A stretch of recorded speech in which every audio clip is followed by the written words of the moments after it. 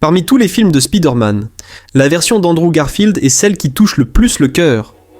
L'histoire commence avec Peter Parker, un jeune homme élevé par son oncle Ben et sa tante May. Malheureusement, un voleur tue l'oncle Ben, laissant Peter rempli de tristesse et de culpabilité. Sa vie devient encore plus compliquée lorsqu'il tombe amoureux de Gwen Stacy, mais leur relation est mise à l'épreuve par des événements tragiques.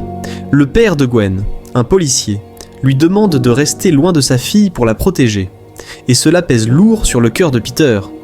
Bien qu'il l'aime, il s'éloigne de Gwen, refusant de l'accompagner à l'enterrement de son père. Cette séparation est douloureuse pour eux deux. Peter, en tant que Spider-Man, continue de patrouiller dans la ville, luttant contre les criminels. Un jour, il croise un homme chauve qui vole de l'argent, et une course-poursuite s'ensuit. Peter sauve une femme nommée Max lors de cette aventure, sans savoir que cela changera la vie de Max à jamais. Max, un ingénieur électricien, se sent invisible et peu apprécié. Grâce à Spider-Man, il commence à croire en lui-même. Mais le destin a d'autres plans pour lui. Un jour, un accident au travail le transforme en Electro, un super vilain, capable de contrôler l'électricité.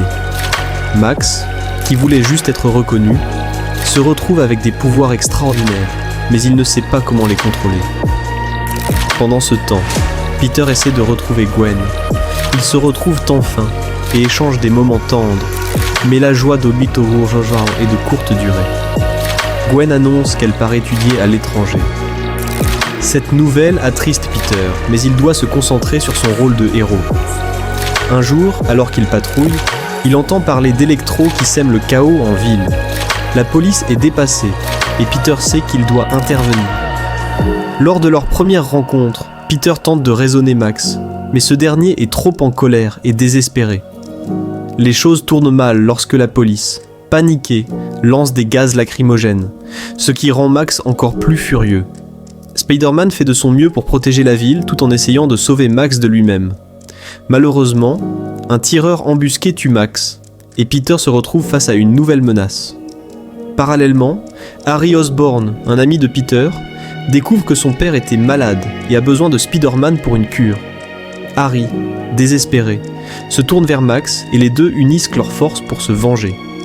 Peter doit alors faire face à ces deux adversaires puissants, tout en essayant de sauver Gwen, qui est prise au piège dans cette lutte entre amis et ennemis. Dans un combat épique, Peter utilise toutes ses compétences pour combattre Electro et Harry, tout en gardant Gwen en sécurité. Avec courage et détermination, il parvient à déjouer leur plan. Finalement, il doit faire un choix difficile, sauver la ville ou sauver Gwen. En utilisant son intelligence et sa bravoure, Peter réussit à rétablir l'ordre. Cependant, cela a un coût et il doit dire au revoir à Gwen, qui est gravement blessée. À la fin, Peter réalise que même si être un héros peut être solitaire, l'amour et l'amitié sont ce qui lui donnent la force de continuer. Il jure de se battre pour ceux qu'il aime et de protéger la ville, tout en portant toujours le souvenir de Gwen dans son cœur.